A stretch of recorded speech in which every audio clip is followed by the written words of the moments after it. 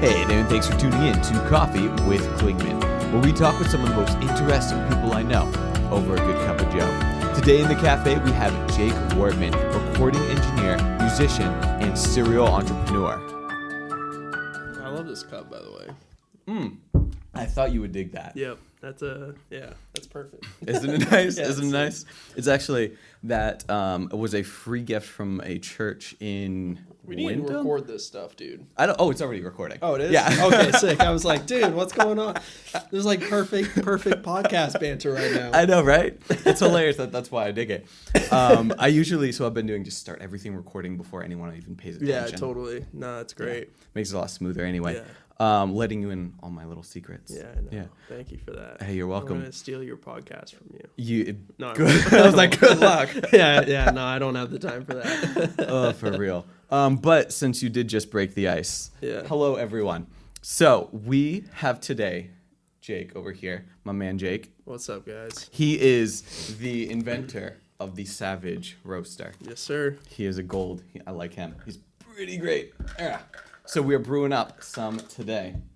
So. Which I recently was introduced to the AeroPress from one of my friends, and for sure the best cup of coffee I've ever had in my life. Oh, it's so nice. Which was crazy because I roast coffee, so you would think I would know literally everything, but I don't. It's funny. I had no idea about the AeroPress, what it was. No idea it existed until like 6 months ago. Mm-hmm. And then when someone showed it to me, I was like, what the hell? Why has this not been in my life sooner? Mm-hmm. And it's so easy and convenient. There's that. Just do a quick little stir. And then, my favorite part. You can just watch that go down. It's so freaking cool. Yeah. There. And just like that. Boom. You got yourself a little shot. Oh, like Americano style. Exactly. Okay. That's how I've been doing it. Okay. And I have been loving it. Okay. I'm going to go chuck this. Okay. There we go. And make myself a cup. Nice. Enjoy, man. This is your own cup of coffee. I know. That's so cool. Right. Like I said before we started, I love trying my own products. So. Oh, it is amazing. Yeah. Right. If you can't stand behind your own product, like, what's the point? Exactly. Yeah. You know, I tell everyone that it's you have to believe what you're trying to sell. You know, and I don't even feel like with coffee, I'm not even trying to sell it. I just want people to try it because I'm like, dude, this is wicked good. You know. For real. And I, as a barista for like 7 years, or almost a decade actually, I can attest it is delicious coffee. Yeah. It is absolutely fucking delicious. Mm-hmm. There we go. Just like that. And boom. I love the Americano style, dude. Oh, dude. Oh, it's just so smooth. I make myself this every morning at like 4 or 5 when I get up for school. Every morning. And it is the best thing, my favorite part of the day. Yeah. Just like that. Bam. Boom. That's so cool, man. Cheers, brother. Cheers, man. So yeah, I mean, you and me go way back too. Oh, dude, for real. For real. This is the kid who was giving me drum lessons back when I was real bad. Yeah. Oh yeah, that was God. That was like 2 years ago at least. Yeah. Yeah, at least. Damn. But I have to say, like, you're a really good teacher. Yeah. Yeah. And so, like, seeing you move all throughout the music industry doesn't surprise me. All the connections you made and, like, how you went about that doesn't surprise me at all. Yeah. Well, I appreciate that, and I think you know, as far as music goes, it's really about just going out and supporting people, you know, and trying to help people. I think what destroys music is when people get selfish about their success and they don't want to be, you know, they don't want people to know like how they did it, you know, or whatever, you know. And for me, it's always like I want to see everyone succeed. All my friends, even people that like I'm not even close with, I want to see everyone succeed. I just think as a human, like that's kind of like what I feel like my responsibility is. So I mean, I think that it's insane to not try to help people, you know? I completely agree. But it's this weird thing. So in the music industry, there's a handful of people that are like that. And the people who usually have that attitude win. Because like they're the people who are helping others. And when others make it, they bring these people up. It's this win-win situation. In business, it's like the exact opposite. It's complete cutthroat. Do you think, is it because a business is more of a like one-sum game? Like whoever wins takes, at least the majority of it not takes all, but takes the majority, where music is more of an intention thing where people have a lot more attention to give? I think, especially for a lower tier band, I mean, you're not really making much money, you know? Like, I understand if, like, a band that's going out making a ton of money when they play shows, like, kind of wants to keep some stuff hush-hush. I get that. But, I mean, when you're making $75, $100 at a show and you're, like, not trying to help people, like, I think that's crazy. Yeah. You know? Especially when, you know, all you have to do is just book a tour. You can book a tour by yourself. You literally don't need anything. No. Now, I'm not saying like you can get on a sick tour by yourself, but you can at least get the ball rolling. Yeah. And I think, you know, it's just about getting out there and just doing it. And, you know, I've booked plenty of my own shows, helped book tours, and this ties into something that, so when you and I were talking about before we started recording, was this, everyone has this fear that, oh, if they try something new and they fail, which inevitably you will, because no one is great at something when they start. No one, doesn't matter who you are, is that everyone will judge them and it'll be this whole big like judgment party on them. And they're terrified of that. So do you think like that has a large aspect and a large thing to play as why some bands don't make it, that have the potential, that are like local or regional, don't push forward just because they're afraid to try? Probably, yeah. And I think a lot of it, I think, has to do with just not caring about other people's opinions.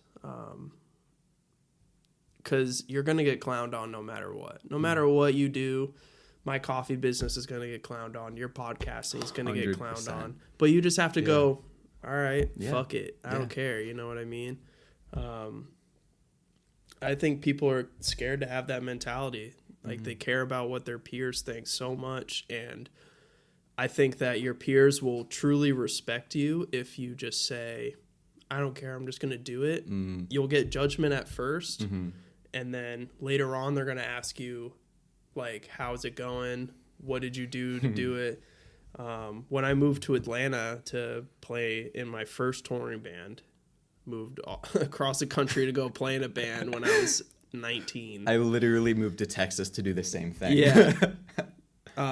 All the people that I worked with were like, you're fucking crazy. Yes. You're leaving your, like, a cozy job at what I thought at 19 was cozy, making $10 an hour making pizzas, but for 19 that's pretty cozy. Yeah, totally. Take you home know, a pizza I'm at still, night, yeah, exactly. I'm living at my mom's still. I'm good. But I was out there for like over a year, and it didn't end up working out in the end, but I traveled the whole United States. Yeah. Everywhere, man. It was crazy. And I'm like, the whole time I'm like sleeping in the back of a van, and I'm like, man, I'm just this fucking loser from Portland. How did I get here? You know what I mean? Yeah. And that fucks with you, man. Yeah. Like when you're all the way on the other side of the country and you're like living in a van, you're eating whatever you can find at the local shopping mart or gas stations, and you're like, how the fuck did I get here? Yeah. Like in both the best and worst way. Exactly. Yeah, I was about to say that. It's definitely a little bit of both. Yeah, it really taught me, and I'm super thankful for the lesson that it taught me, is if you really want to do something, you can do it. You're the only person stopping you. There's no one else on the planet that can stop you from doing something except for yourself. You're going to hear a lot of people going, no, don't do that. No, that's crazy, whatever. But that doesn't deter you. I failed so many times, dude. I felt like a fucking loser coming back home. Coming back home from Atlanta, I told everyone, I literally told everyone to eat shit and I left. Yeah. That's pretty much what I did.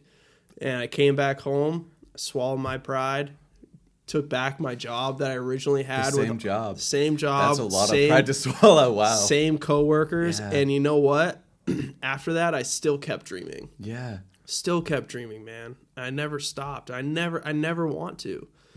Because I think dreaming, like having big aspirations is like kind of like the inner child of a person, but you can take the adult life lessons that you've learned and cultivate something out of it. And that's where passion lives. You know what I'm saying? Yeah.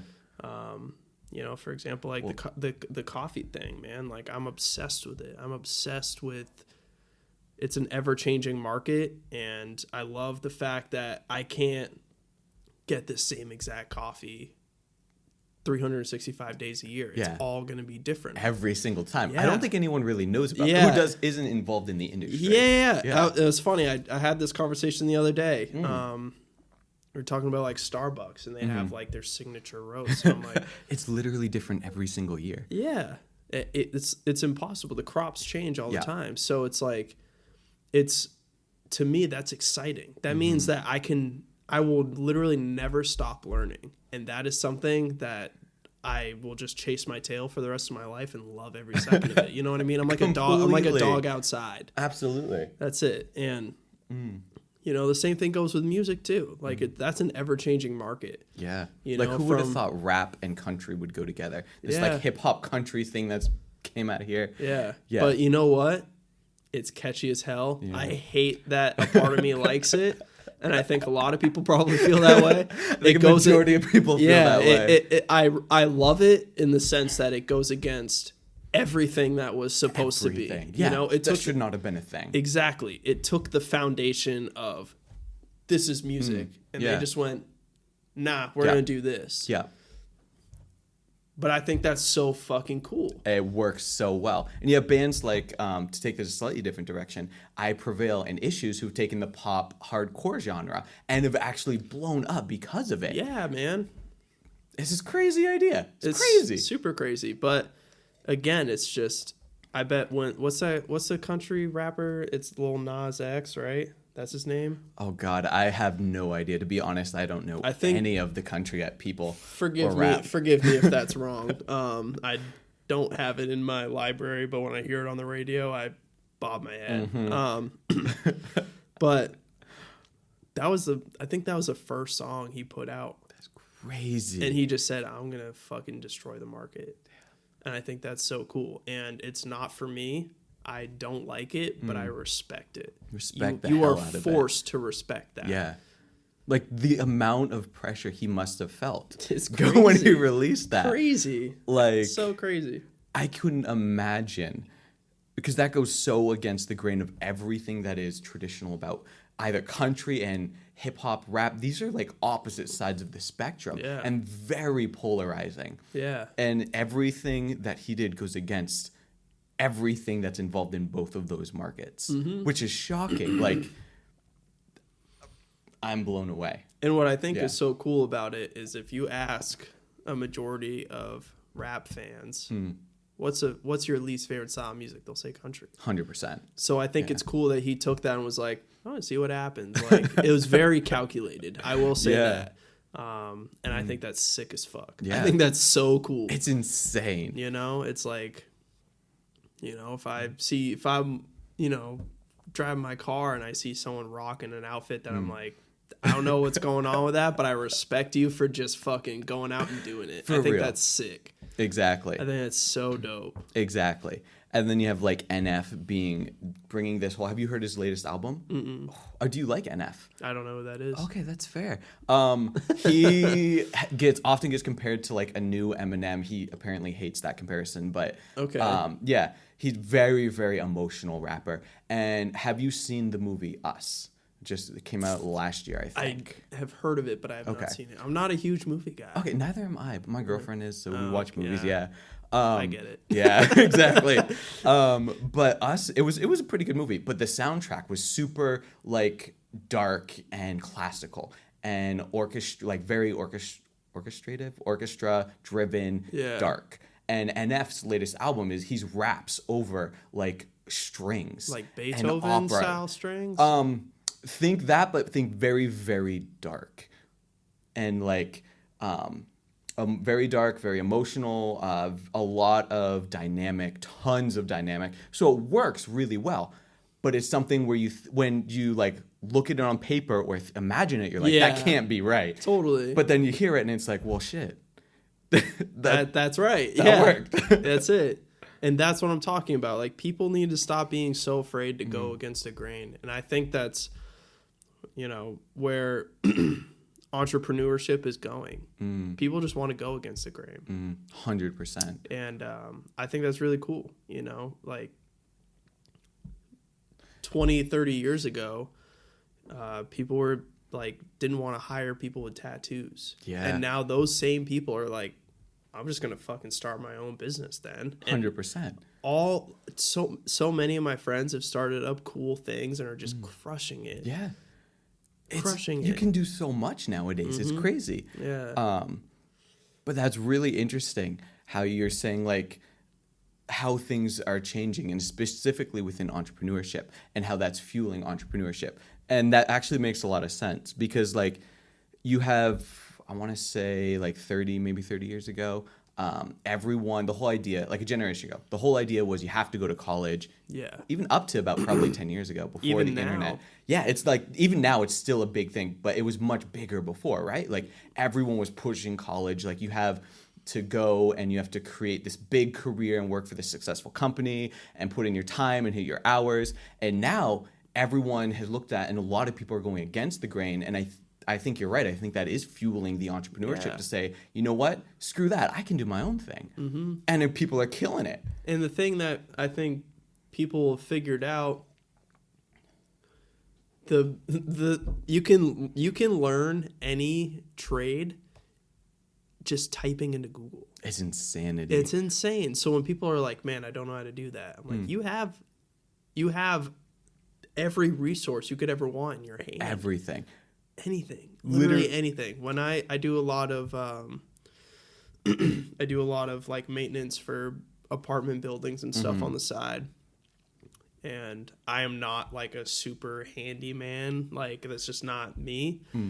But I've learned so much just being like, my boss will say, hey, you got to figure this out. And I go, okay, That's cool. an amazing boss. Yeah, he goes, hey, I'm not there. You have to figure this out. I love that. Yeah, and it puts you in a spot where in my mind I go, cool, I can't fail. And I just Google stuff, right? And it blows my mind when I fix something and it runs the way it's supposed to. I'm like, I did that. Exactly. You know what I mean? It's crazy. It's crazy, man. My family literally just redid their entire basement. And from stuff they hired a friend of ours to do like the put up sheetrock and stuff, or drywall. And then other than that, like they did everything, electrical, plumbing. They hired an electrician to connect it, and that was it, to make it legal. That was it. Everything else they just did themselves. YouTube. Like my older brother, he's very strange, and I love him to pieces for it. Absolutely, he's one of the most brilliant people I've ever met because he can take anything and completely take it apart and then put it back together as if it were brand new. He's doing that to a car right now, which is insane because of YouTube. And people like that just make me think, because I'm like, as soon as someone's like, oh, I can't do this, like there's someone who is exactly like you, and they're doing it. Yep. Like Absolutely. When my car broke down, I was in Atlanta one time. This is actually a really funny story. I was delivering pizzas at the time, in between touring and trying to keep a roof over my head. And I was in the parking lot and my car just stopped working. And I was doing a bunch of Google searching and stuff, and I was like, oh, it must be the starter of my car. So I was like, all right, you know what? Like, my car's already broken. I can't break it any more than it is right now. Hypothetically speaking. Yeah. So I was like, fuck it. I'm going to try to fix my car. And replacing the starter is like easily one of the easiest things besides like putting air in your tire. But I was so excited that I did it. And the funny part of this story is that it was not my starter that needed to be replaced. Funny. It was my fuel pump gave out. And But all of the wire, because it was like an electrical fuel pump. So I had to get a master electrician to come in and rewire it, and I was like, well, I probably couldn't have Googled that, but like medical stuff might be the starter is fresh though. Like definitely don't go and Google like how to do open heart surgery or something. Like you should. I'm sure there's tutorials, but you just don't do that. I'm all set. But I just think people just need to just be okay with experiencing things and failing.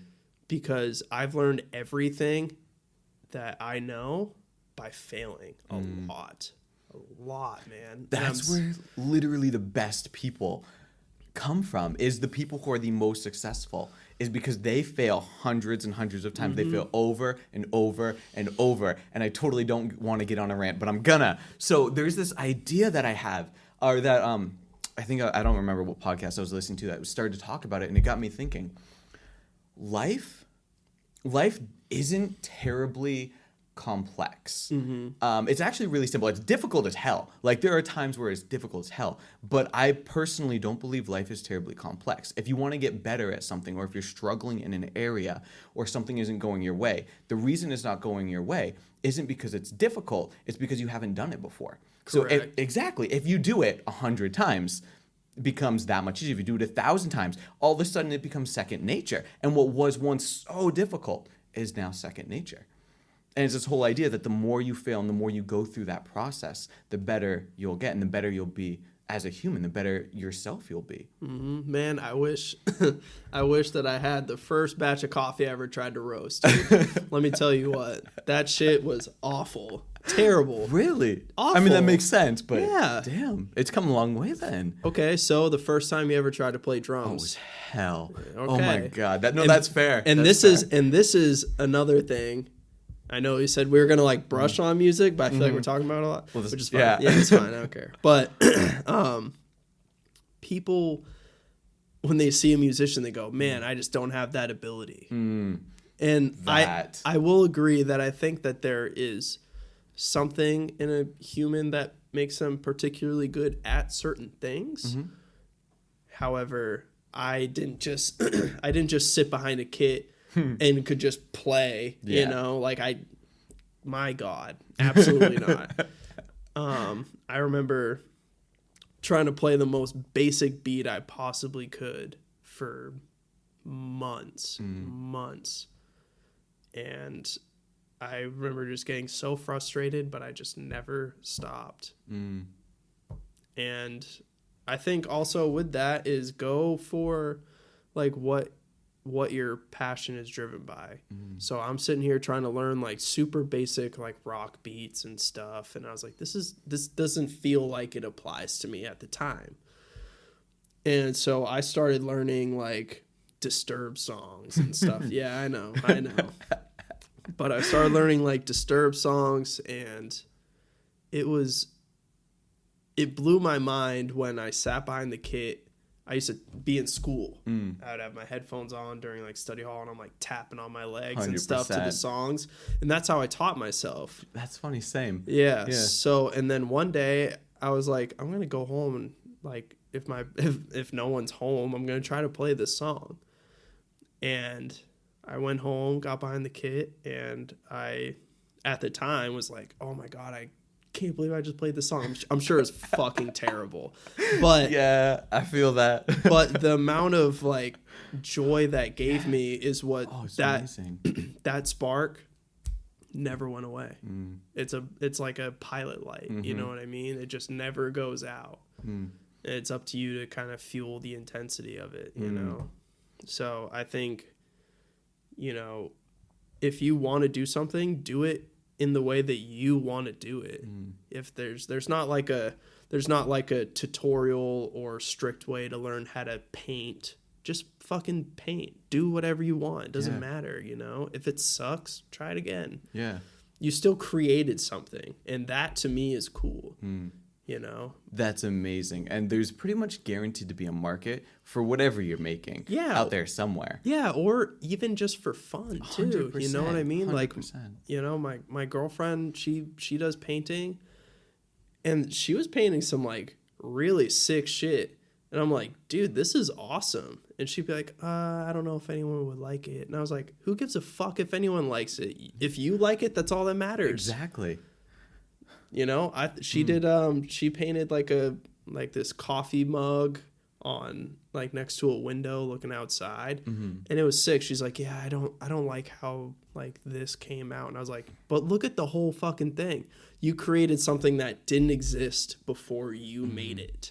That is a crazy Isn't that a crazy perspective? Same thing with the coffee, everything, man. Literally. Everything. This podcast. Yeah. You're creating something that has never been created before.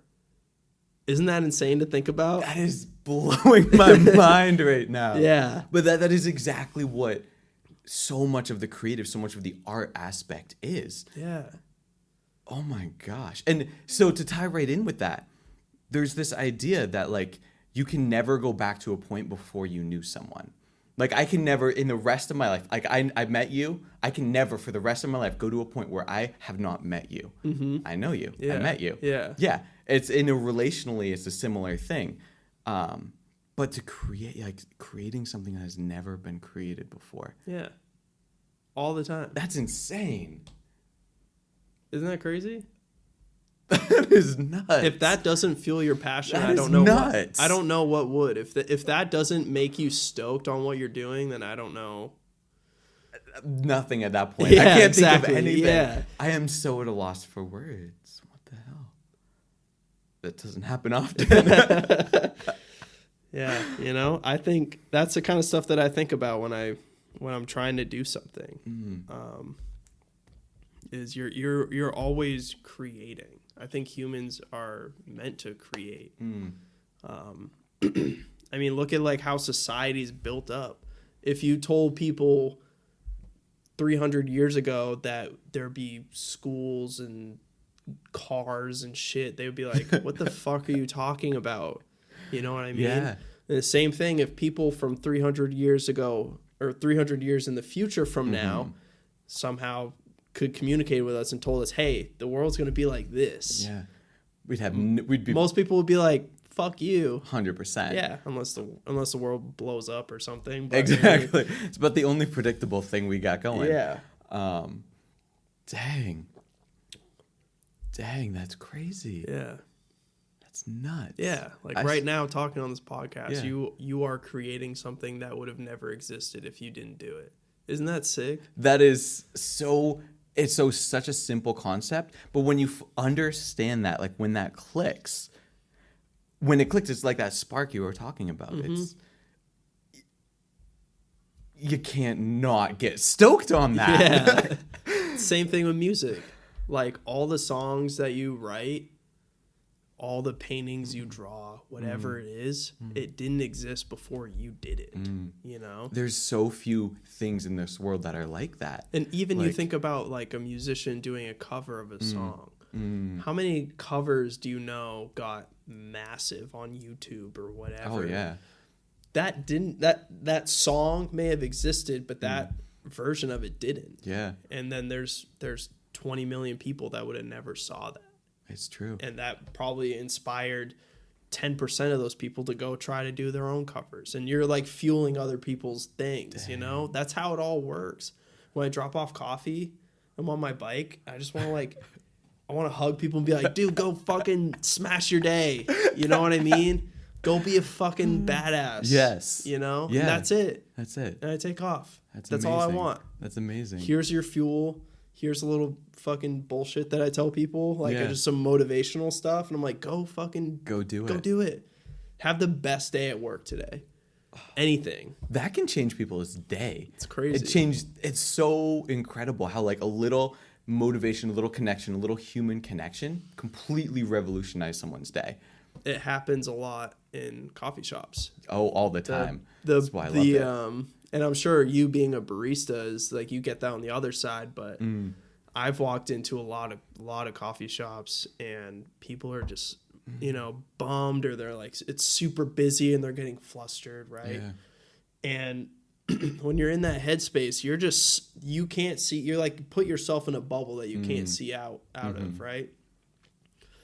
And when I see that stuff happening, I'm just like, hey, over here, how's your day? How are you doing? That makes... And it's like, you kind of like pop their bubble and they like look around. They're like, oh, shit. Yeah, I'm alive, right? Yeah. That's awesome. Yeah. That's great. It's amazing. Keep being alive. That's sick. You know what I mean? They go, yeah, I'm going to do that. And then you literally watch them just change path. It's so funny. So, because I worked at, coffee shop for like almost a decade, which I feel like I bring up in every episode, but that's fine. Watching people walk in and you'll see them glued to their phone or like getting super stressed on the phone. You can tell they're getting real anxious and doing exactly what you said, coming from the other end, like just being like, yo, how's your day? Like, hey, hi, human. Yeah. And like saying, your outfit looks amazing. Because Yeah. they intentionally put on everything that they are wearing. It was an intentional choice. So pointing out and saying, you did a good job. Yeah. People love that shit. Yeah. Little things like that. And then you watch them leave and they're glowing. And it's amazing. It's one of the best feelings. Yeah. Outside of performing, it's like one of the best feelings. Yeah. Like I love empowering people. I love when people come and talk to me. And I'm not like a guy that I will fully admit I don't know everything. Quite frankly, I probably don't even know that much. What I do know pretty well, I believe, is emotion and how people work. And I just want to see people just do cool stuff. That's it. I just want to see people, go paint. Yeah. Go build fucking buildings. Go pave roads. Like, whatever you think is so cool, your friends or family might be like, that's stupid. Even if you're like, I love building trash cans. I don't give a fuck what it is. If that's something that you're like fucking stoked on, just do it. Then go do it. Doesn't matter. Yeah. It doesn't matter. Because when you become successful at that thing, people are going to go, how did you do that? That's so cool. Right? Could you imagine your friend coming up to you and saying, hey, I want to start a trash can business. I want to make trash cans. You're going to go, like, okay. All right, buddy. Yeah, you've kind of like lost your marbles a little bit. Yep. That company goes to be successful. And that dude, who knows, is making crazy, innovative style trash cans that people just love. Or maybe they're super good for the environment or something like that, and then all of a sudden people will understand the vision that you were originally trying to portray, and they're gonna go, oh, I get it now. Yeah, I like this. That exactly. When I told people that I wanted to deliver coffee on a motorcycle, they were like, how are you gonna keep up with that? And I said, I don't know. I don't have an answer for that question, but I fucking love making coffee. Yeah. I love seeing people. I love riding motorcycles. Yeah. I'm going to do it. Why not? It's actually hilarious. Whenever I describe you, I'm like, he is the most doodliest dude you'll ever meet. Shows up. I don't know about the doodliest dude, but I appreciate this statement. I'm like, he shows up at your house. He's got this big beard, this tiger tattooed across his chest. Shows up at your house on a bike and is like, here's your coffee. It's like, how can you not get more masculine and intense than that? And it's amazing. And then I'm also like, hey, you look good today. Yeah. You look good I feel like the lion is, he's a very nice lion. You know what I mean? That's as I've gotten to know you, that's been a distinction. Totally. Yeah. Totally. Which is really interesting. Yeah. Do you get a lot of comments about how there's this idea of like this hyper masculine, super like jacked, big beard and covered in tattoos, or this like very alpha, super strong dude, right? And you fit a lot of that. And so to show up and then be like, yo, I like your hair today, man. Yeah, to have like a human connection, you have more emotion than I think a lot of people do, or you show it and you know how to connect with people more than a lot of people do. Do you feel like any sort of disconnection there? I don't feel disconnection because I'm not scared to show emotion. Like if I'm proud of someone, I'm going to tell them. Or if one of my friends is like going through a depression or something like that, I'm going to be there for them.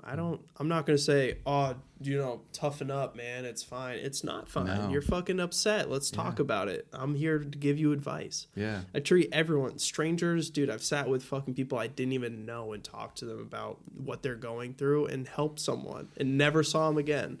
That's amazing. But that's that's to me what it's about. And especially being a touring musician, man. I played a show in Michigan. This is one of my favorite stories ever. There was a band that was headlining the show, and they're like kids from high school, had like horrible gear, and like the drummer's kit was literally falling apart. Right? Yep. His snare stand was actually dismantling while he's playing because it was so old. Hell. So I ran up on stage while this kid's playing, and I held up his snare drum for his whole set. And then once their set was done, I ran back out into the crowd. Me and my band started telling people that, like encore, encore, encore. We got this band to do an encore, ran back on stage, held this snare drum for the encore. I gave one of the band members a pair of sticks because they were just like, you guys are the coolest, whatever. And probably like a month after that tour, I got a message on Facebook from the kid that I gave the sticks to. And he was like, yeah, my drummer, he hung them up on his wall. And I was like, what the fuck? And again, I'm thinking to myself, I'm just like a fucking loser from Maine. Like, how does that even happen? Yeah. But that's the thing is like, I'm not like, there's probably people in the crowd that were hating on that band and thinking they're fucking losers and they suck, whatever. I don't care about any of that. I care about those kids have heart and they're out here trying with what they have. Yeah. I think that's sick and I'm going to support it even if it means giving him a pair of sticks and holding up his snare drum and like tell him he's sick. You know what I mean? Yeah. That's all I care about. Because at one point, whether you realize it or not, someone did that for you. 100%. Like when I was not good at drums, I'm sure people clowned on me all the fucking time. But there was those people who said, hey man, if you stick with it, you're going to get good at it. Yeah. Those were the people that I listened to. Yeah. Regardless of whether they were my friends or not, whatever. I didn't care. It just made me happy. That's all I follow. Yeah. If it makes me happy, I want to do it. If it doesn't make me happy, I'll stop. Yeah. Really simple. And that goes back to what you were saying about life too. Yeah. Just make it doesn't need to be as complex. And there's a lot of complex moments in life. And the best way to get through those, in my experience, is just try to simplify it. Don't play like I wish this or I wish that. Yeah. Say, these are the cards that I have in my hand. Yeah. What is the absolute best move that I can do with these right now? That's it. Then once you get through that, slowly figure out, okay, how do I get better cards in my hand if that's what you want? Yeah. Or how do I keep these cards? Doesn't matter. Yeah. It's all perspective. That perspective is so key. So because you've developed this perspective, I imagine, over a lot of years. Oh, yeah. Yeah. What has been some things that have helped you develop it? Just experience or? Just constantly trying to push myself outside of my comfort zone. I dealt with, and still do, I dealt with like really crippling anxiety when I was younger, like getting out of high school. You're kind of like, in my eyes, I was like, man, I'm just like being kicked out into life and being like, all right, we didn't really teach you anything, so have fun, It's like you can name the presidents, but like, how do you get a job? Not a clue. How do you do taxes? You have no fucking idea, right? Not a clue. And I remember that always, yeah, it's crazy. It's crazy. Right? It's crazy. So insane. People are not ready for the real world no, when they get out of high school. You have to go to college to learn how to do taxes. That's dog Insane. shit. That's bullshit. But So I let that rule my life for a long time. And again, it still does. And it's so funny, like, talking about this stuff. It always reverts back to like music and coffee somehow. So I used to like be terrified of just talking to people I didn't know, because I always had that voice in my head that was like, they're gonna think you're weird, don't fucking talk to them, don't talk to them, whatever. And this local coffee shop that I used to go to, I would always just try to force myself to have some sort of conversation. And I started off really, really basic, literally just saying, hey, before I ordered a cup of coffee. Because I would always be the guy that like, I sat at the counter and I'm like, kind of like curled up in a ball a little bit. You could tell that I'm just like fucking terrified to talk to this person. Yeah. And they're like, can I help you? And I'm like, coffee? Yeah, you know, that was 100%. Me ordering coffee. It was crazy. And so I just started by just going up to the counter, and I would force myself. I was like sweating and I would just force myself, just be like, hey, and they'd be like, hey, how you doing? I'd be like, good. Can I get a cup of coffee? And that's how I started. Yeah. And then eventually I started working towards like, hey, how's your day going? And they'd be like, good. How's yours? I'd be like, good. Can I get a cup of coffee? Yeah. And then, you know, I got comfortable.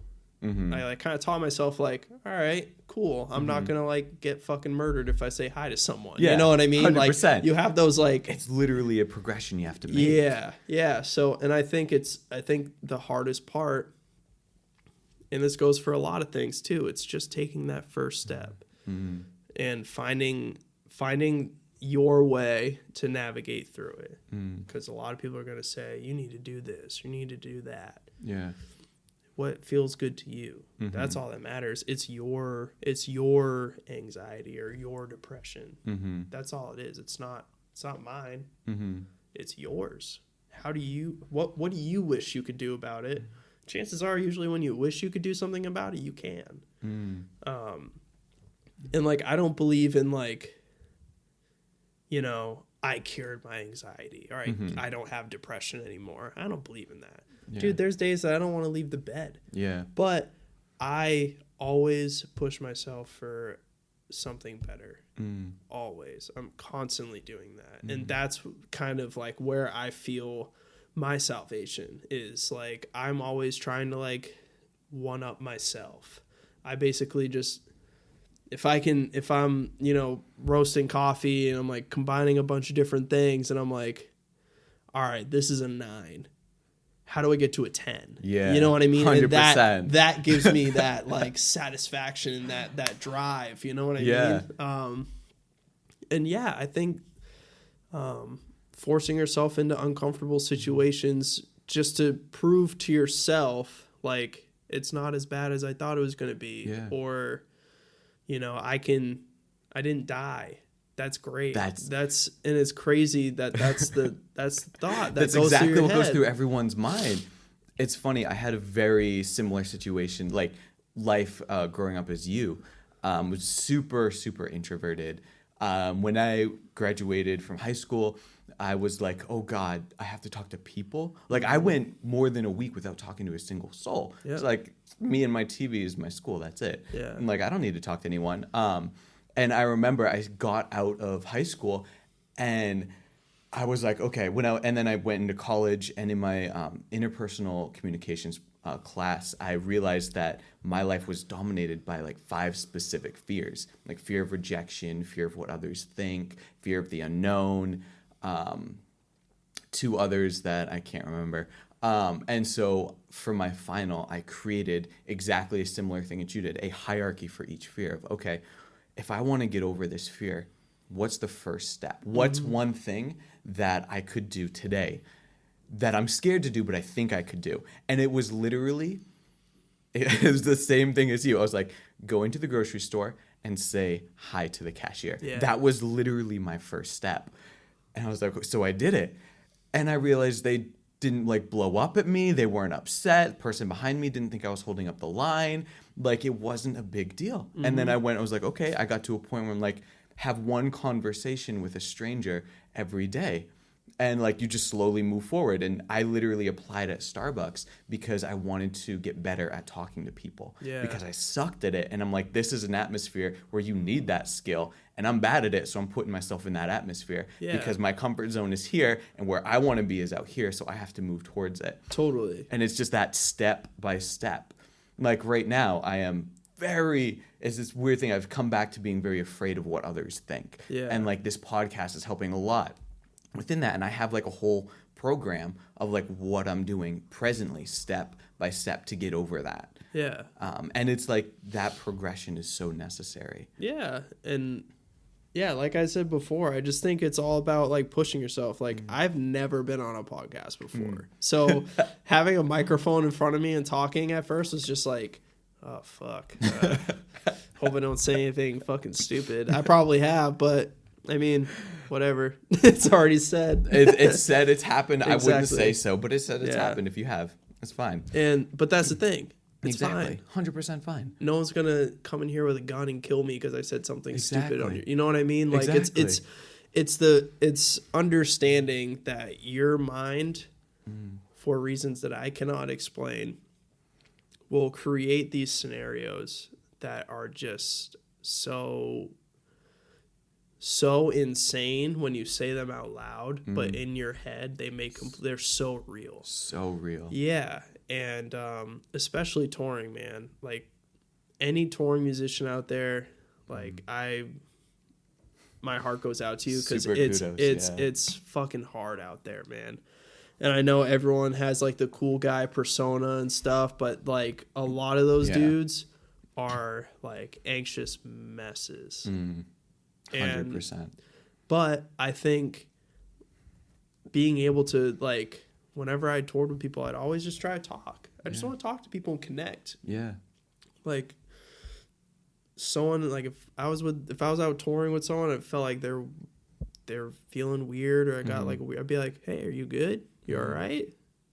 That's it. It's as simple as that. Yeah. You know what I mean? And it makes a world of a difference. Same thing between that and like someone working at a coffee shop or a grocery store. It's all about just like, how are you? Yeah. Opening the world to others around you. Yeah. It's not just me in this world with my little iPhone and my worries and my stress. No, there's other people around here. Totally. And like opening your eyes to that. Yeah. And you know, the other thing too is like, if you're taking these steps and there's a day where you're like, man, I can't today, then don't. Yeah. Take a day off. That's fine. If you want to just be fucking introverted, or you're feeling like way too anxious, or you're just in a rut that you just can't shake, understand that being in that place sucks, but it's okay. Like it's okay to be in that place. It's just at some point, I believe, and this is just me. I can only speak on what's worked for me. Yeah. I believe that you have to do your best to try to get out of it somehow. Whatever your best is. Anything, yeah. Even if your best is simply just saying, hey, that's it. Like that it doesn't need to be any more than that. Like some people are terrified of trying medications or going to therapy or whatever. They're scared of people judging them for therapy or like whatever. Like therapy, when I did it, was one of my favorite things on the planet. To have someone to have someone just sit across from you and just be like, tell me anything you want. It's so liberating. It's so liberating. There's this weird stigma behind it, and or attached to it, but it is so freeing and just, like you can just relax, in a way that you can't, or you feel like you can't in the rest of your life. Yeah, and I think the most important part of it was, for me, was it taught me how to navigate my mind. Like I kind of figured out how I was wired, and I was like, oh, okay. And I start taking all the like past traumas and stuff that you went through, and you're like, oh, I understand now. I get where this comes from and how I handled it. And now, like, I feel like I'm equipped with the proper tools, right? Yeah. And they're tools. You have to use them. It's not like you go to therapy and then you're you know, like you're fucking fixed, dude. If only. No way. I'm going to be a fucking mess of a human the rest of my life. But I want to be the best mess that I can be. You know what I mean? Yeah. I honestly feel like that should be something everyone should go through, everyone should have, is that therapy, or like that should be, how do I want to say this?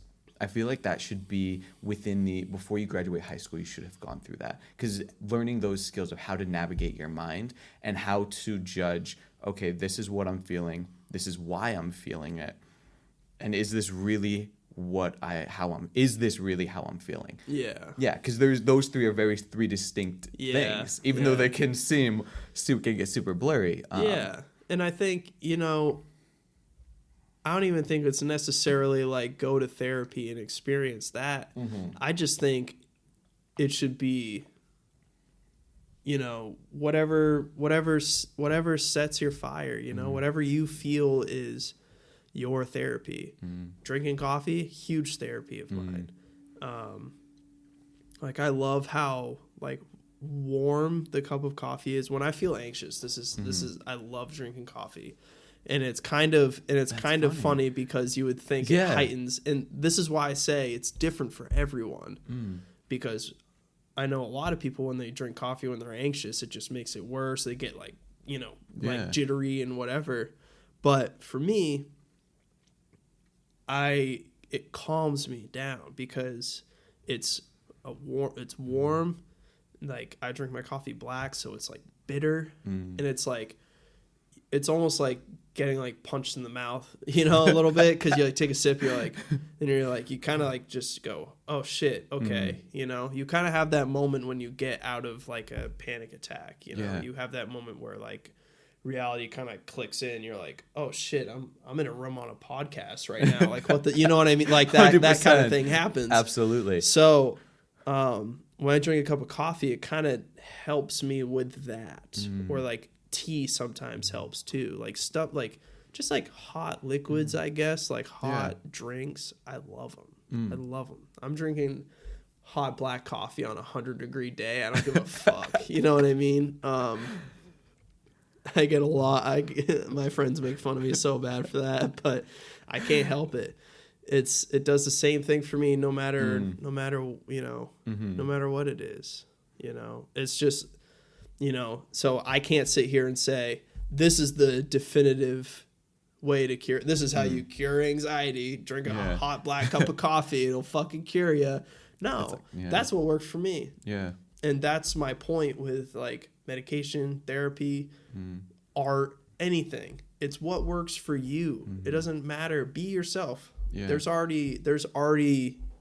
You already exist. So it would be a shame for my personality to try to be like you. You know what I'm saying?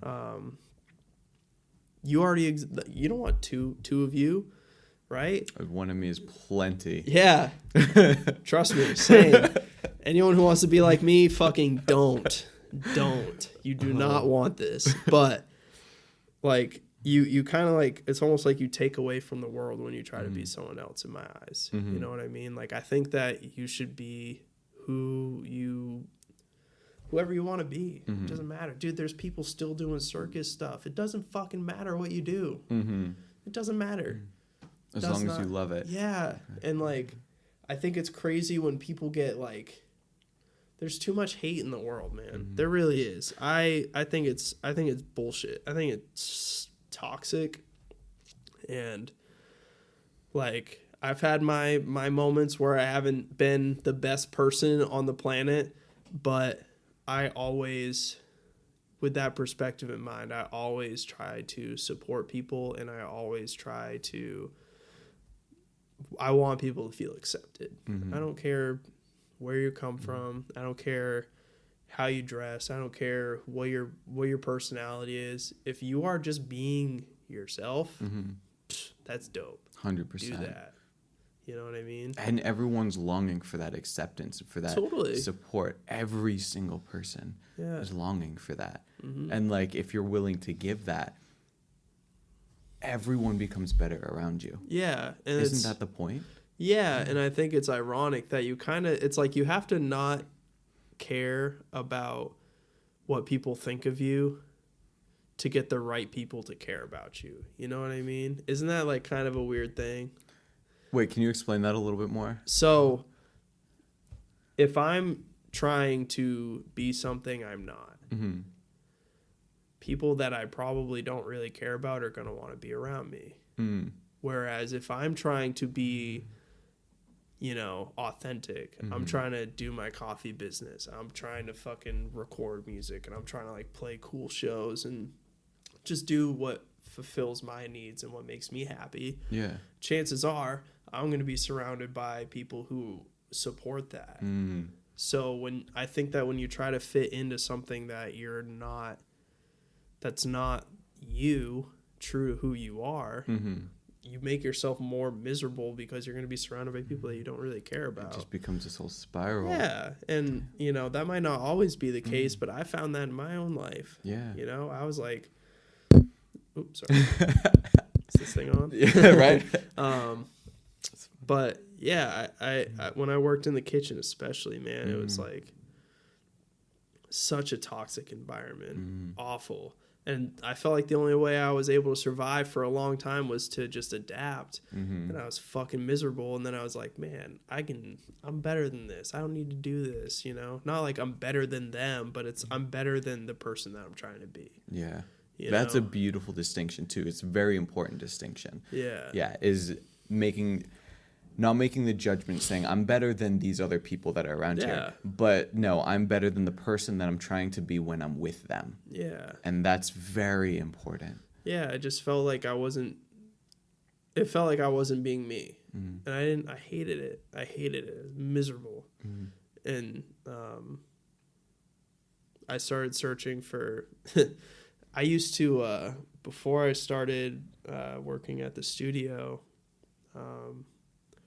I used to go to that coffee shop that I learned how to basically interact with humans. Mm-hmm.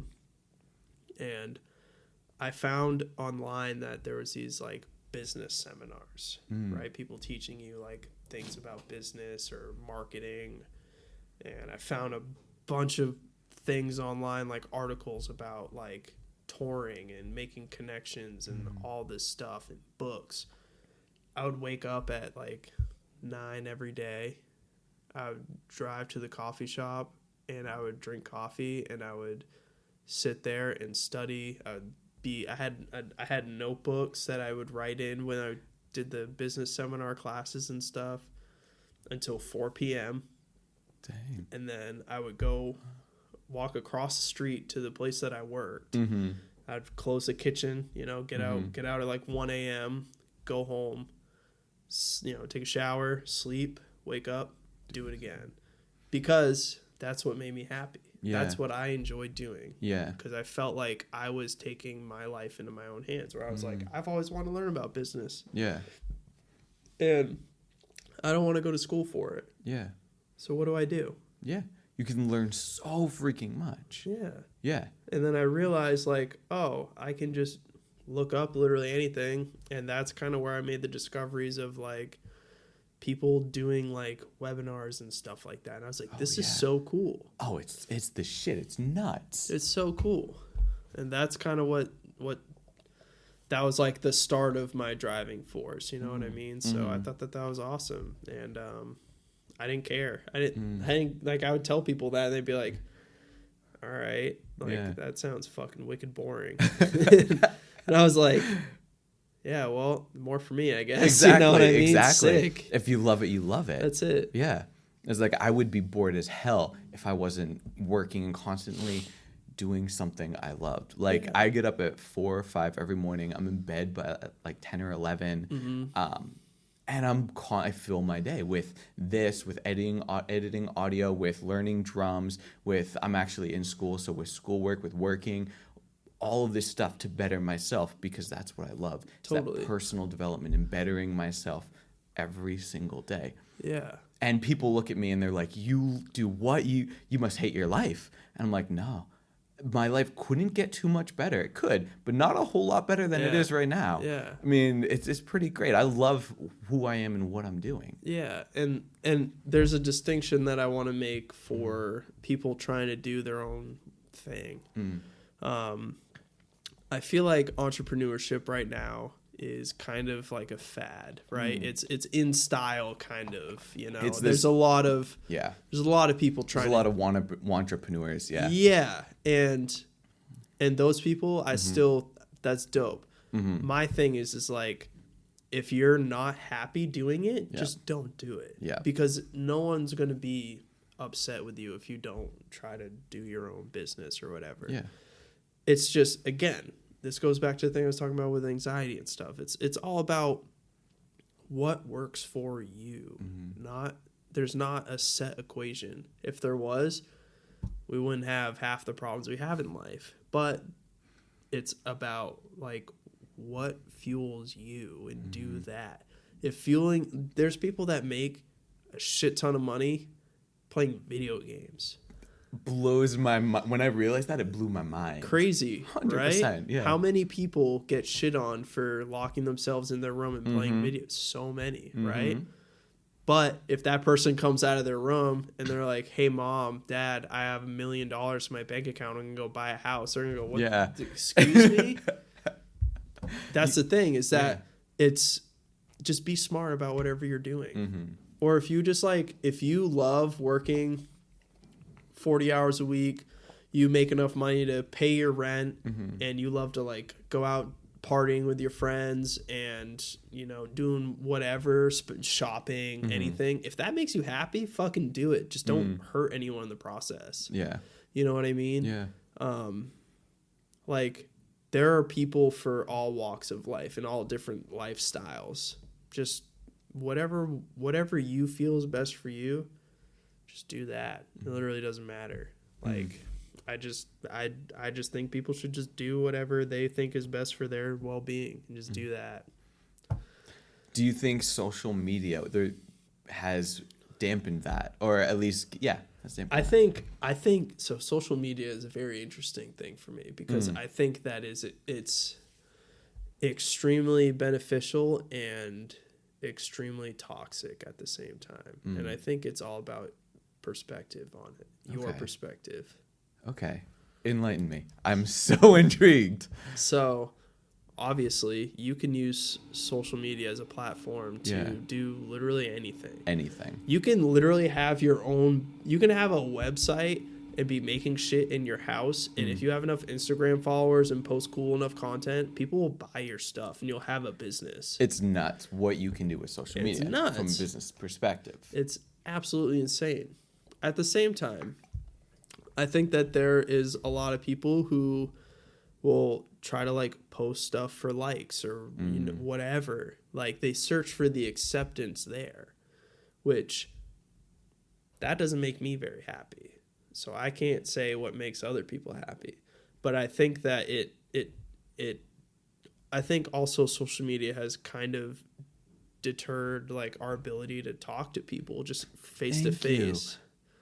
Thank you for saying that. Yeah, I think that's just... I bring that up in every single episode intentionally.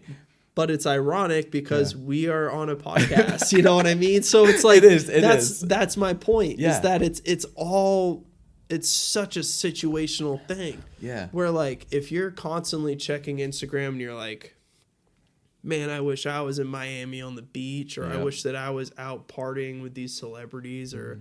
I wish that I was on this sick ass tour with like from this photographer. It's like, one, like, you're not. So fucking either figure out a way to get there or don't do it. Two, like, chances are the person posting that picture isn't doing as great as they say that they are. Yeah. There's been so many times where like me, myself, I've been on tour. This is a perfect example. Been on tour literally have fucking $7 in my checking account, and I'm like posting like we had like 5 people come out to the show the night before, posting on social media being like, man, fucking what, Virginia last night, you were crazy. New York, you're up next. Show me what you got. You know what I mean? It's like, it's almost like, I get it. But you can't sell a product that's like, thanks to the 5 people that came out, like, hope that we have a great attendance again in New York. People are going to go, I don't want to see that fucking band. Exactly. So, and it sucks that it has to be like that. I wish that it was like, I mean, I guess it doesn't matter. I guess you could be like, hey, it was sick to have even one person come out to a show in Virginia. Mm-hmm. That stuff always blew my mind too. And also, you'd show up to a venue and they'd be like, like a piece of plywood on the ground. They're like, that's the stage. Yeah. Those shows, you're always loading in and everyone's looking at each other like oh boy, did we sign up for this? Okay, shit, here we go. And those shows almost always pop off. Those are always crazy. The best ones. It's so crazy. God, those are the ones that stick out in your mind the most. Every single time. It's so wild. It blows my mind, dude. Like, I think we played like in the back, one of the coolest shows ever. Played in the back of like it was a coffee shop in Oklahoma. Oh, hilarious. Okay. Yeah, called the what was it called? I don't remember what it was called. Dang. Anyways. Yeah. So I show up and I'm like, this is sick. I'm playing a coffee shop. Fuck yeah, let's go. We loaded, so we have to load it. This was like a hardcore band, right? No, this was actually this was like an indie. Okay, this makes a little more sense. Yeah. Okay, cool. So showed up and we're playing on like this rickety stage and like there's no sound really. Like it's just like a microphone. Yep. And we're They're like, yeah, we have a PA and they have a mic connected to a little amp. You're like, exactly. Okay. Yeah. And so we're like, fuck, man, what are we about to get into right now? So I go and like I just like get all my stuff set up. I go to the coffee shop. Coffee shop's sick as fuck. So nice in there. All the baristas were so cool and the vibe was awesome. And I'm like drinking coffee, just chilling for a while. Doors opened up. And I'm like, we're like playing like kind of soon. I want to see some of the other bands. And like, I walk out and there's like the room is like packed. And I'm like, what the fuck just happened? And that show was so sick. So sick. And like, that's the thing is it's just, it blows my mind every time that stuff happens. Cause it's like, you almost like stop taking yourself seriously and allow yourself to just like, hey, I'm going to just like have fun, make the best of it. And those are always the best shows. Every single time. Yeah. Yeah. It's funny. When a couple years ago, I played up in Canada. You actually gave me the gig. With the Very Reverend, I believe the name was. Oh, yeah. Yeah, we played a very similar situation. Yeah. And we showed up and there was just this art studio. And I'm like, this is interesting. Never played in an art studio. This is going to be like barely had a sound, anything set up. I'm like, okay, well, and I went through the same exact process. I'm like, okay, this is going to be a really like odd show. And then I think there were like 4 bands on the bill too. Yeah. And then like 20 minutes before the show starts, we get out of the car, we're heading in. And the place is packed. Like, you can barely move shoulder to shoulder with people. And everyone is there super stoked, super supporting every single band that played. And it was one of the most fun shows I've played in years. It was absolutely amazing. Damn, that's sick. Oh, dude, it was so incredible. That's awesome. At a fucking art studio. Yeah. Like, who would have thought? But trust me. Yeah. Been there. I played loaded into a skate park.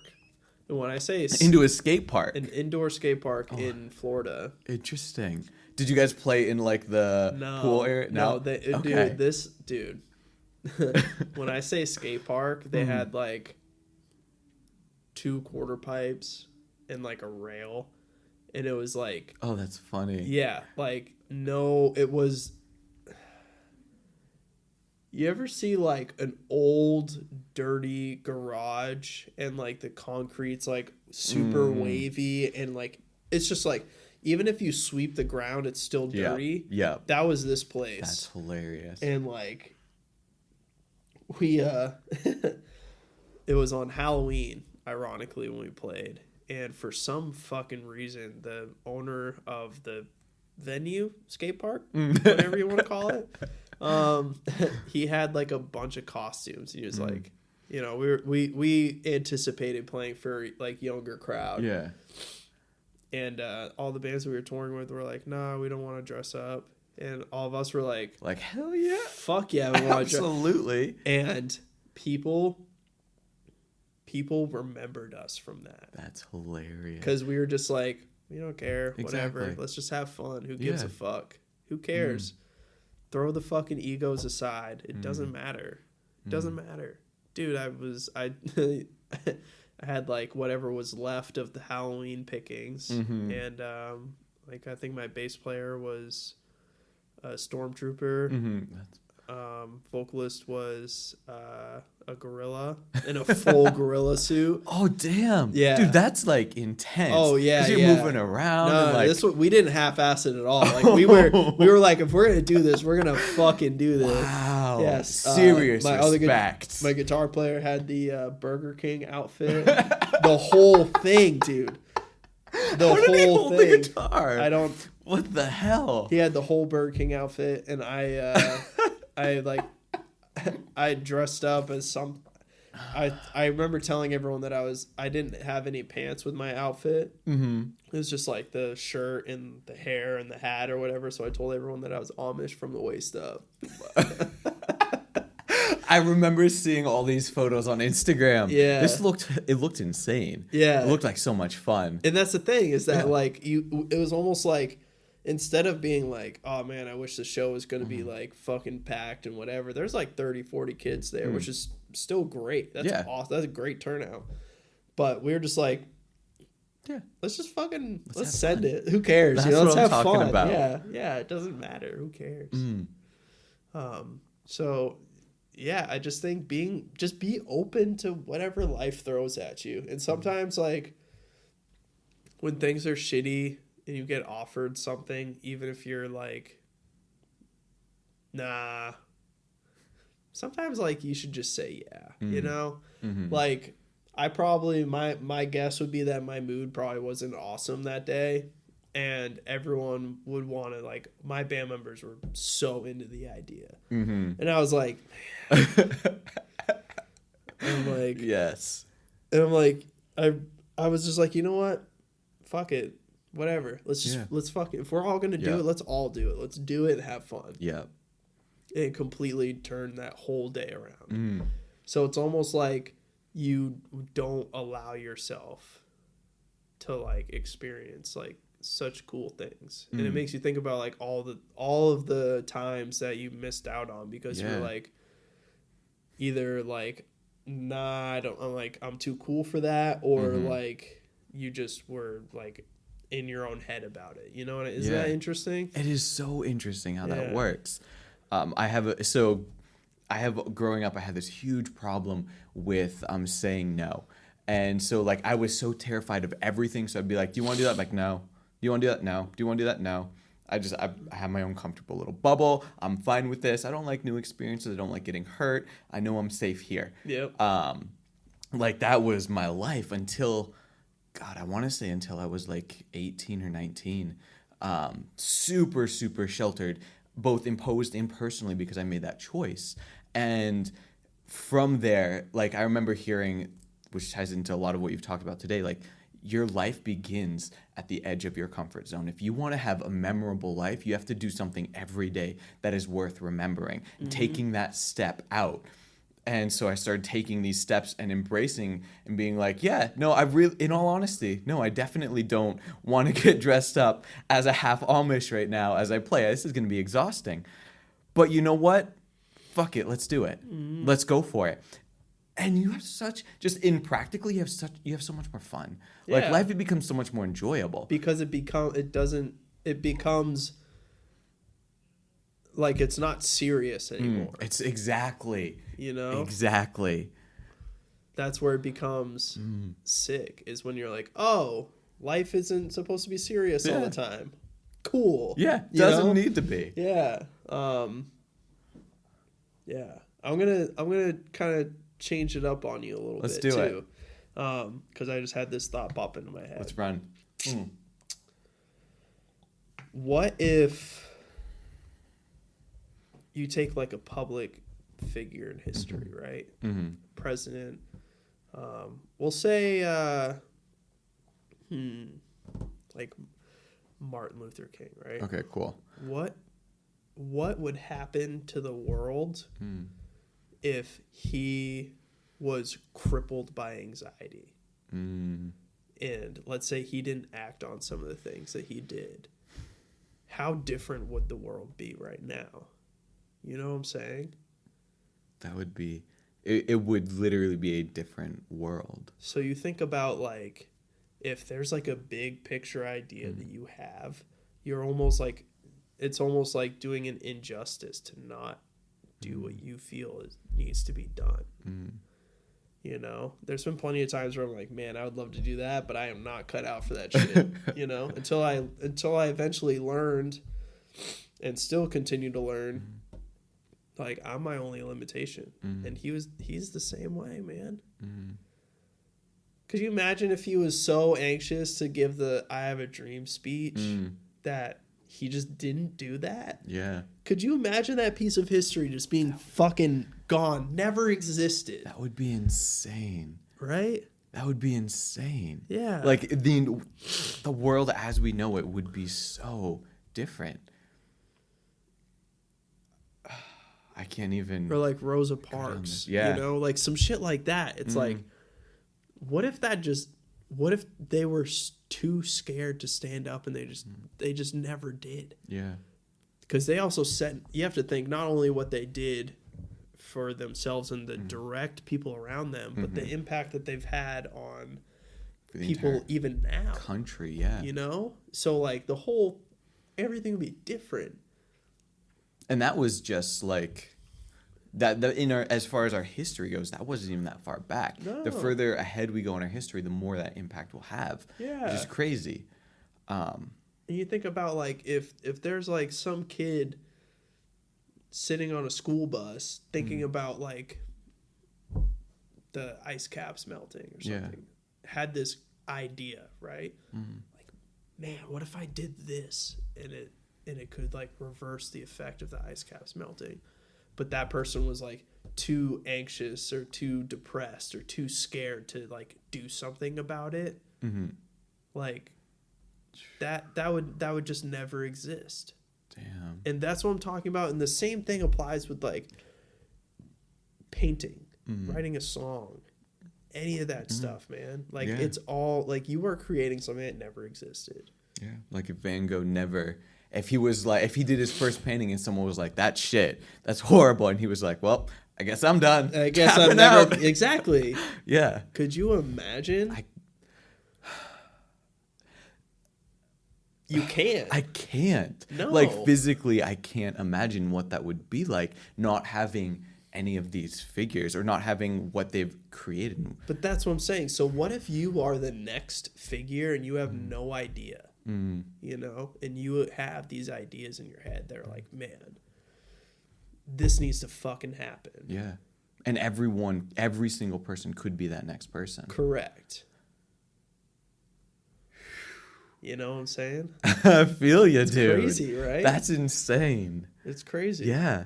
You know, and that's why I think it's important to like act in the moment. You're gonna fuck shit up. I think we already covered that. Like, life is literally about fucking stuff up and learning from it, right? Yeah, that's how you figure yourself out and figure out whatever, you know? I fucked up so many things in my life, man. Same, dude. We could do like fucking 10 episodes on that. But it's not about like you fucking up. It's about you learning from it. That's the important part. And I think that just gets lost sight of. I don't think people think about like it's instead of win or lose. One of my coaches always told me this. Instead of win or lose, it's win or learn. That's it. Yeah. So you don't really ever lose. You're still making progress forward when you lose. And I don't think people like understand that. It's a very rare perspective to have. Yeah. So I think like I want to imply that more, you know, with the people that I interact with. It's like someone God, it was the other day. I think I ordered a pizza. And it got made different than I ordered it. And I remember, and I like took a bite and I was like, oh, you know what? It wasn't a pizza. It was a shake from Tropical Smoothie or whatever. Ooh, I do Tropical Smoothie. Yeah. So I ordered this peanut butter cup shake that they have. It's like peanut butter and like protein and stuff. And I got something, I tasted it, and I was like looking at the menu, and I was like, this isn't what I ordered. And the person that I was with was like, oh, do you want to say something about it?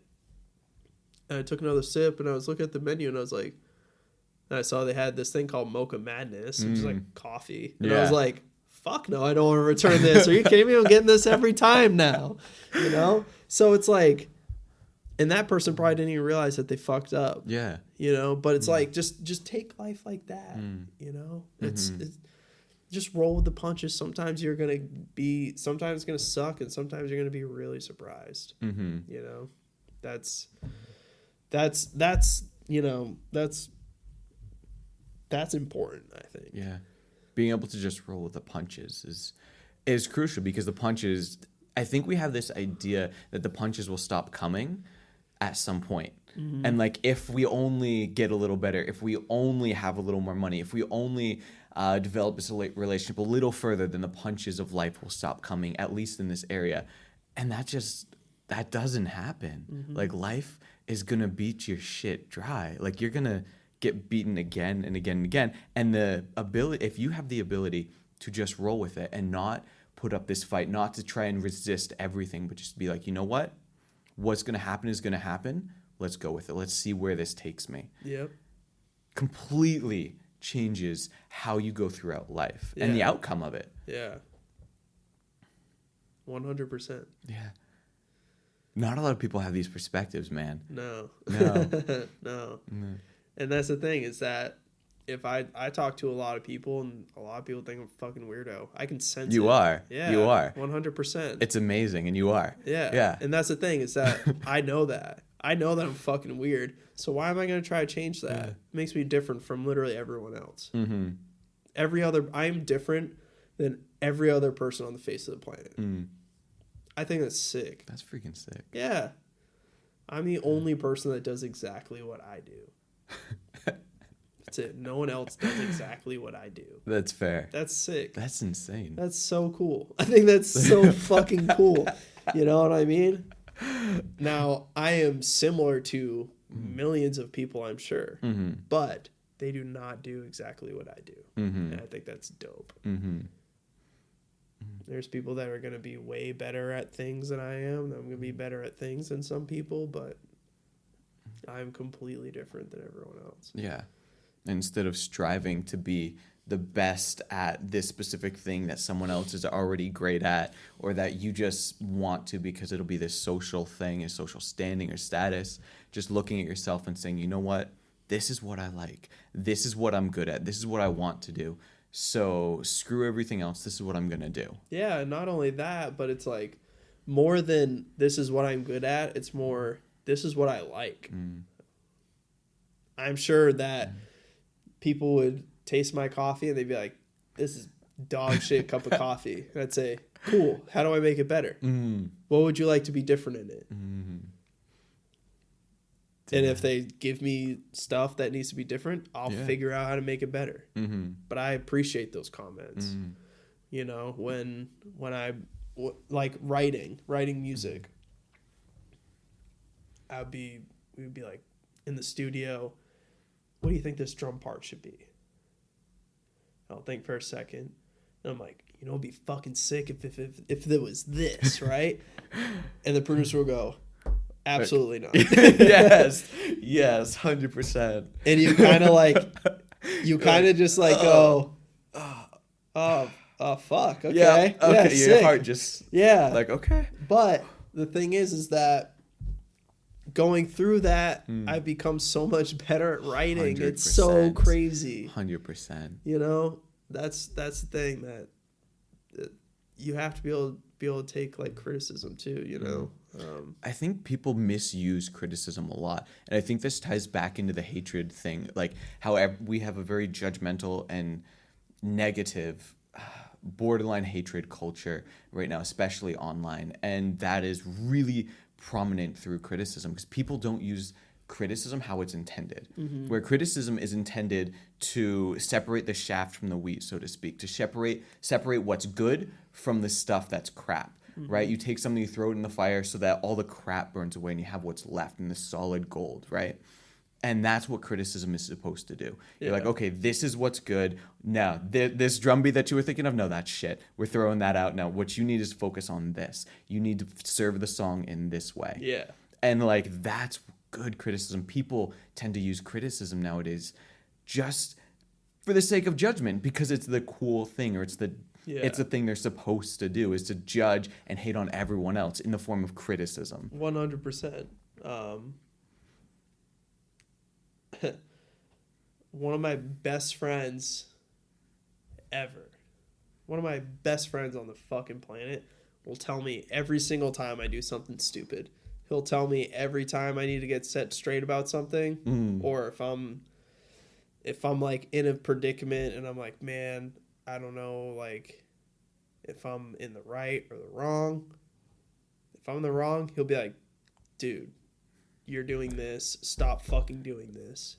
This is why this is happening. Do this. And I'll be like, fuck, thank you. Exactly. It's like, thank you. That's it. And there's nothing like there's nothing wrong with criticism. It's just 100%. Yeah. Like obviously if someone's like, you suck. Yeah. It's like, how is that helpful? That's not helpful. But if someone's like, hey, that wasn't great. Here's why. And here's how you make it better. Golden. That's awesome. World is better. Yeah, that's awesome. That's sick. Yeah. I wouldn't be a quarter of the person that I am today without shit like that all the time. Like, and it sucks because if you think you're good at something, you need to swallow your fucking ego sometimes and be like, cool, I can still get better at this. You know what I mean? 100%. Especially in an art form. Yeah. And I mean, quite honestly, I think everything's kind of an art form, Like, I think roasting coffee is an art form. I think, like, setting up a way to, like, film a podcast and mic it and, like, finding a space for it. Yeah. Like, it's all art. It's artistic because you're finding a solution to a problem. You know what I mean? Yeah. Like, I think that's sick, Yeah. People want to get caffeinated, and I want to give them really good coffee. That's not a bad combo. That's a problem that I can solve, Yeah. So yeah, I don't know. I feel like I have very unique perspective on a lot of things, and I try to lead my life by my emotions in the best way that I can. By positive emotion, I will say that. And I think that's like you're kind of like your heart's compass. You know what I mean? I think a lot of people, again, I know we've talked about it a lot, but I think a lot of people focus too much on other people. This is gonna sound harsh, but I literally don't give a fuck about anyone else. And I don't mean like I want to help everyone. Yeah. But when it comes to me doing what makes me happy, I don't give a fuck about anyone else. I don't care. It means nothing to me. Like, if I cared about what other people thought of, I would have went to college. I would have fucking made my mom happy. She would have loved to see her son go to college and not have any tattoos. You know what I mean? But Yeah. But I know she loves me to death. And she's honestly, her and my dad, I'm so grateful that they've supported me. I know not everyone has that. They've helped me a lot.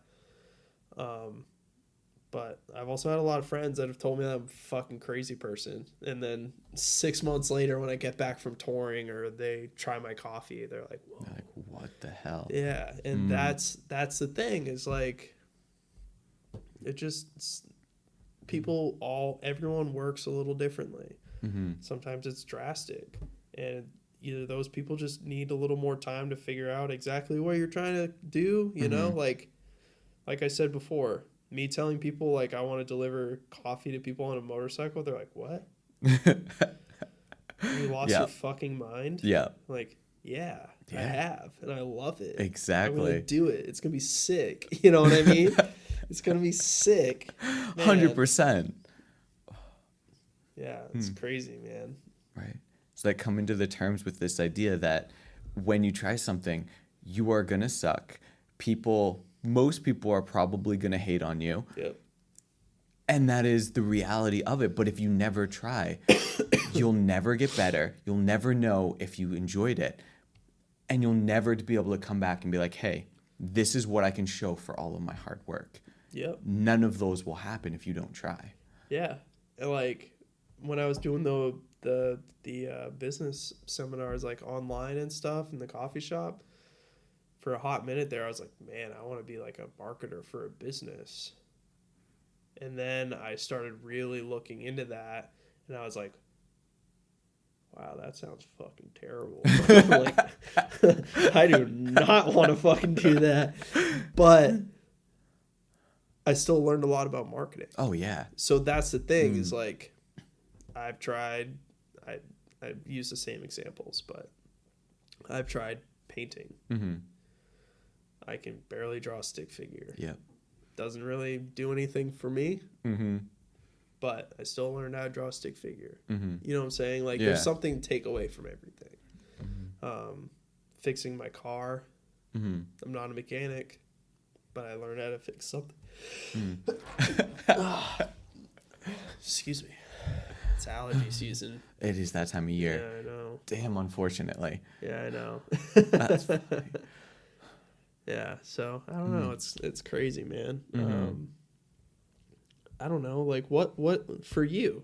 What's some like life experiences or life stories that you feel like people might not necessarily like want to hear, but you think is important for people to hear? You know what I'm saying? I know I'm kind of putting you on the spot right now. This is my job to do that to you, so I appreciate it. Back and forth. Yeah, because we don't go over any of this ahead of time. Yeah. It's funny. A lot of what we talked about is exactly how I would answer. A lot of what we talked about today. Because I don't get into these conversations on this podcast enough. In the sense, I don't talk about what we talked about today enough on this podcast.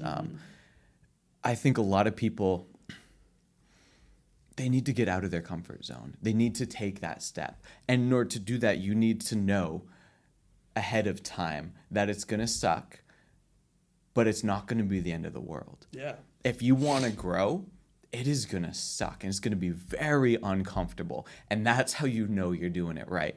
When it feels really uncomfortable and you really don't want to do it and your skin is crawling and you're regretting every minute up until then and you're getting super anxious and your hands shaking, your heart's racing, that's when you know you're doing it right. Yeah. It's when you know you're moving forward and you're growing. And if you want to move forward in anything in life, you're gonna have to go through that, and it's gonna suck. Knowing that ahead of time makes such a difference. Yeah. But it's so fucking worth it. Yeah. And I think another thing that is kind of important is that there are things that you're gonna love in life, whether it's a relationship, a business, a hobby. There's gonna be things about it that you fucking hate. 100%. but it's still the thing that you love. Isn't that like, it's a very weird concept to grasp, because I think a lot of people, and this is something that took me a long time to figure out too. People are like, I met this guy that I used to work with. He built this like custom Iron Man suit, like a legit like fucking metal, like crazy. Okay. Yeah. And I was like, the end product of that is so sick. But making that must have been fucking horrible. It must have been so much work and so detail oriented. And not only that, but imagine how much shit he fucked up, and he was just like, man, why am I doing this? But that's the thing. Isn't that crazy? That is crazy to me. That like, even if you don't love every single part of the process, you can still love the whole thing, right? It's like weird. Anyone in a serious relationship, I think they can understand totally. that. But you can apply like, you can apply that same thing over almost anything in your life. Yeah. Right? Like touring. What? Yeah. Anyone who's been on a tour, that 100%. You're gonna fucking tell me that going out for a month and making no money and you're like hoping people buy a t-shirt so you can eat. Yeah. And you're sleeping in a van you haven't showered in fucking forever, and you haven't had a bed to sleep on. Your phone's gonna fucking die. Daily experience when you're on tour. And then, why do you do it? So you can get up on stage and fucking get that 20, 30 minutes, 45 minutes if you're lucky, of just pure fucking joy of something you're good at. 100%. So it's crazy, you know? It's so bizarre. Like, sometimes it takes me fucking so long to roast coffee, to the point where I'm like, fuck this. Fuck this. Yeah. Right? But there's nothing that makes me happier than me bringing coffee to people and them hitting me up on like Instagram, Facebook, my phone, whatever. And they're like, this coffee is incredible. 100%. You know what I mean? Yeah. Like, it just makes me so happy that I'm like, I gave that person something that they love. And that makes it, that like fuels my thing to be like, yeah, I'll roast coffee literally 24/7. I don't care. You know what I mean? Yeah. So it's like, I just think all of it's so cool, man. I just, life is so fucking cool. You just need to like look for it. You need to look for how cool it is. Yeah. And it's all your perspective. If you think life sucks, it sucks. Yeah. If you think life is dope, life's dope. That's it's it. It's literally a Reliant K lyric. I love Reliant K for their lyrics. And one of them, it's one of my favorite songs. The chorus is, when life seems to unfold, perspective is a lovely hand to hold. Yeah. Simple, beautiful. And effective. So effective. Yeah. That's sick. Yeah.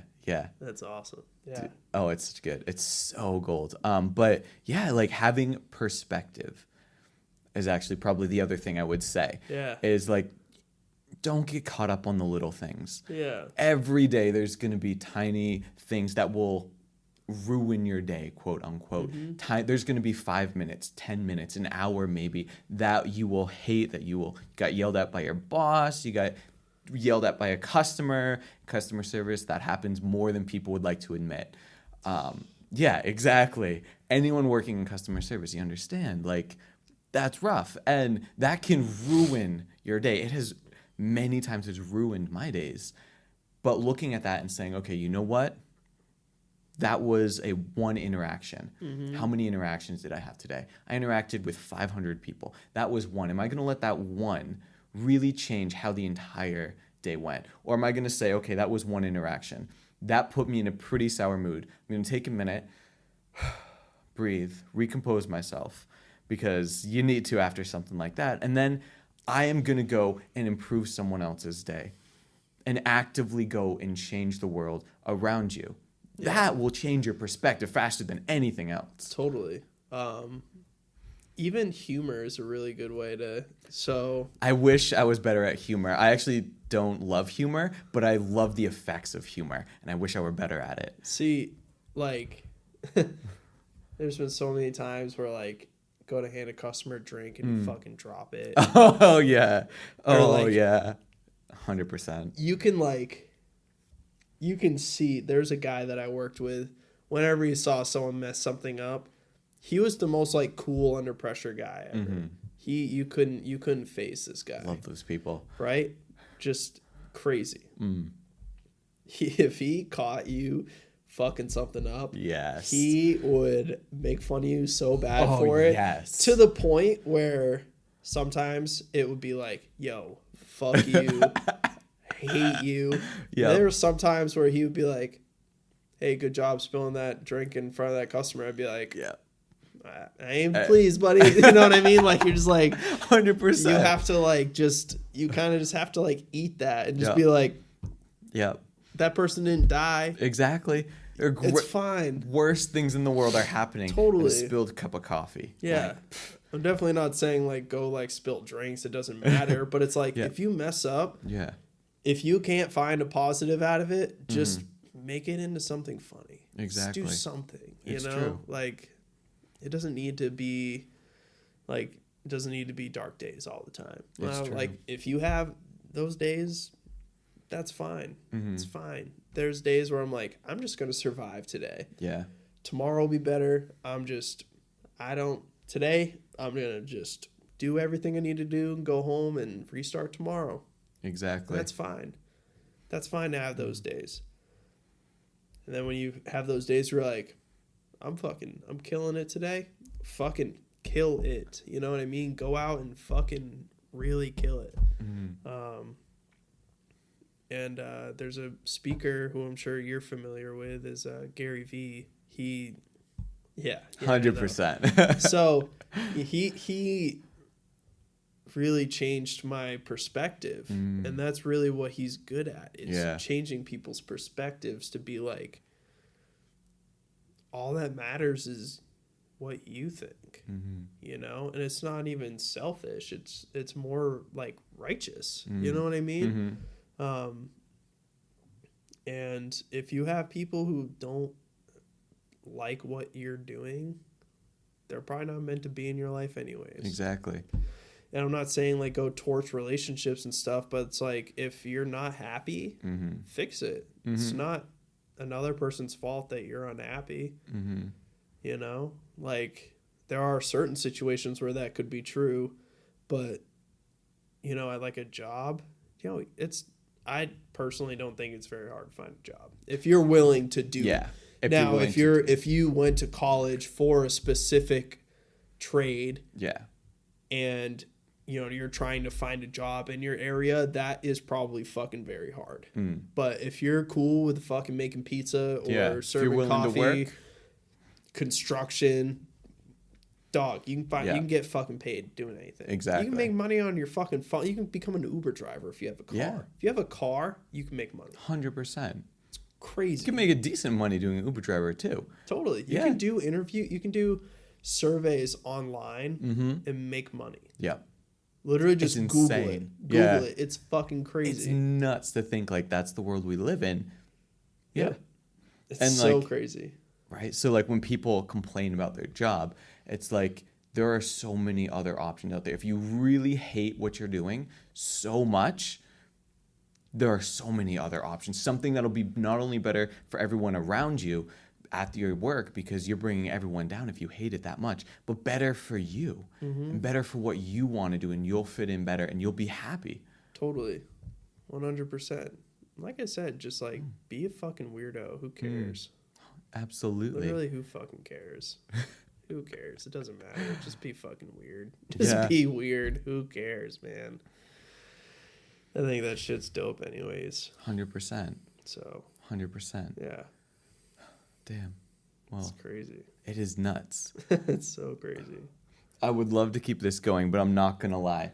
That was my third cup of coffee today, and I got to go pee so bad. So we're going to call it. Sounds Jake, good, man. my man. I'm going to have you back on here for sure. Yeah. This was great. Man. Yeah. Thanks, bro. Yeah. Thank you, man.